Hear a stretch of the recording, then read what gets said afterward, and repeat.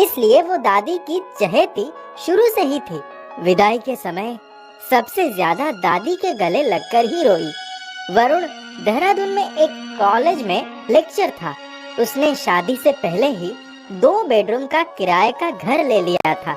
आने के बाद दोनों ने मिलेवल सहारनपुर से आना बाकी था। जिस कारीगर को ऑर्डर किया था उसने समय पर दिया ही नहीं। उसने कहा था कि वो 15 दिन के बाद ही ड्रेसिंग टेबल की डिलीवरी कर पाएगा। उसने आश्वासन दिया था कि वो देहरादून में ही पहुंचा देगा। ऑर्डर देने के समय केसर अपने पापा के साथ दुकान पर गई थी। वे लोग पहले से ही घर के सारे लकड़ी के सामान उसी से बनवाते थे। जब वो घर पर कोई सामान बनाता था तब केसर उसको चाय नाश्ता भी करवाती थी। कारीगर की कुछ समय से तबीयत खराब हो गई थी, जबकि उसने कहा था कि बिटिया का ड्रेसिंग टेबल तो मैं ही बनाऊंगा। उनको देहरादून आए 1 महीने से ऊपर हो गए थे। एक दिन केसर घर में बैठी मैगजीन पढ़ रही थी। तभी कोई आकर ड्रेसिंग टेबल पहुंचा गया। केसर बहुत खुश थी। उसने पैकिंग खुलवाकर ड्रेसिंग टेबल अपने कमरे में ही लगवा लिया था। उस आदमी के जाने के बाद उसने सारा सामान उसमें सजा दिया। दोपहर को वरुण जब कॉलेज से आया तो वो भागकर उसको दिखाने अपने कमरे में ले गई। वरुण ड्रेसिंग टेबल देखकर हैरान रह गया।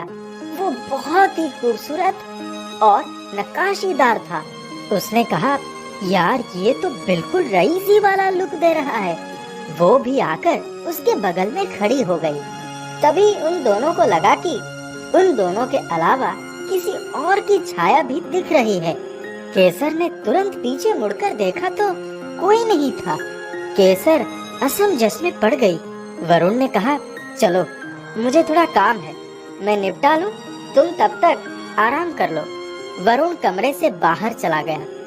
केसर ने सोचा तब तक थोड़ा आराम ही कर लो। ड्रेसिंग टेबल उसके बेड के सामने ही रखा था। वो दूसरी तरफ मुंह करके लेट गई। हल्की सी आंख लगी ही थी कि कुछ चटकने की आवाज से उसकी आंख खुल गई।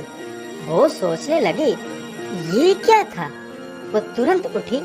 उसने ड्रेसिंग टेबल की तरफ देखा तो सब कुछ सामान्य था, पर जब उसने उसका पल्ला खोला तो देखा कि उसमें रखी हुई परफ्यूम की खूबसूरत बोतल चिटक गई थी और पूरा कमरा खुशबू से भर गया। उसने झट से ड्रेसिंग टेबल का पल्ला बंद कर दिया। जब शीशे पर नजर पड़ी तो वहाँ एक औरत की छाया देखकर वो चीख पड़ी।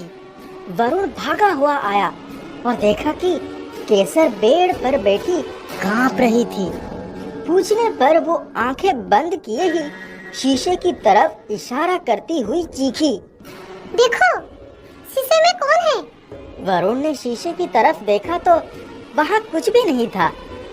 उसने कहा, आंखें खोलो, कुछ नहीं है। तब केसर ने धीरे से आंखें खोली तो सचमुच शीशे में कोई भी नहीं था। वो बेड पर से उतरकर बाहर की तरफ भागी। तभी उसका मोबाइल बजने लगा।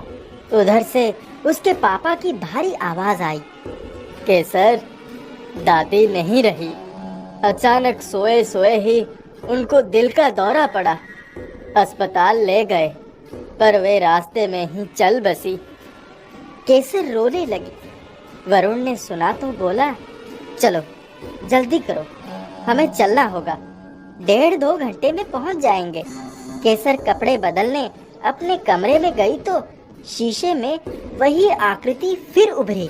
उसने इस बार ध्यान से देखा तो स्पष्ट रूप से वो दादी की ही छाया थी।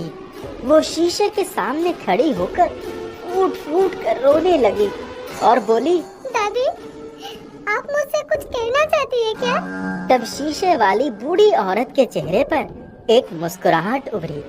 वो बोली, कुछ नहीं, बस मरने से पहले तुझको देखना चाहती थी बिट्टू। अब देख लिया, अब चली जाऊंगी। उसने वरुण को बताया। वरुण ने कहा, केसर, हो सकता है दादी तुमसे आखिरी पल में मिलना चाहती थी। तुम बेकार में ही इतना डर गई। चलो जल्दी करो। जब वे लोग घर पहुंचे तो मम्मी ने बताया कि दादी कल दिन भर उसको याद करके बहुत उदास थी। केसर ने कहा, माँ, एक बार मुझे बताया तो होता, मैं कितनी दूर थी।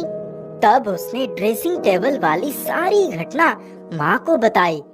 माँ ने भी वही बात कही कि वो अपने आखिर पल में शायद तुमसे मिलना चाहती थी। केसर को मानना पड़ा कि ऐसा भी